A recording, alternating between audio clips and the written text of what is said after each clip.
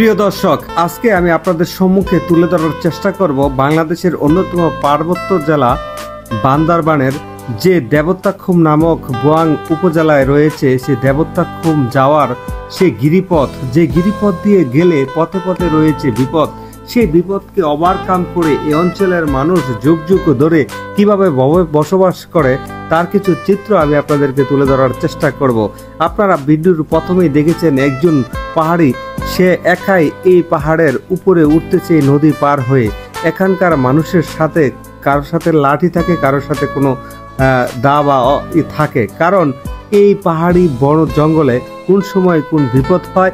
আর লাঠি থাকার অন্যতম কারণ হচ্ছে আপনি যখন উপরে উঠবেন কোনো কিছুতে ভর করে সহজে উঠতে পারবেন, কারণ উঁচু নিচু পথ হচ্ছে এই পথ।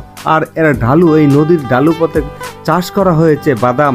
এখানে কিন্তু সবকিছু ইচ্ছে করলে আপনি চাষ করতে পারবেন না, সবকিছু হবেও না, কারণ অনেকটা সময় এখানে সূর্যের আলো পড়ে না।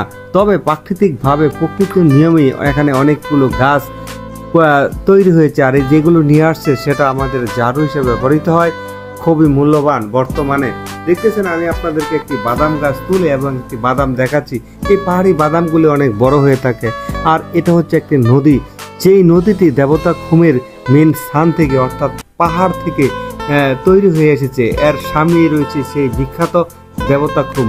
আর এই দেবতাখুম যাওয়ার আগে একটি শিল বাড়ি অর্থাৎ শিল পাড়া পড়ে, সেই পাড়াটা একটা ওয়ার্ড, সেই ওয়ার্ডে প্রায় কয়েকটা পরিবারের মাত্র বসবাস। তবে তাদের জীবনযাপন খুবই বৈচিত্র্য এবং চ্যালেঞ্জিং, কারণ তাদের যে খাদ্য সংগ্রহের যে পর্যাপ্ত জমি সেটা কিন্তু নেই। পাহাড়ের থেকে বিভিন্ন কিছু সংগ্রহ করে এবং খেতে হয়। সবাইকে অসংখ্য ধন্যবাদ।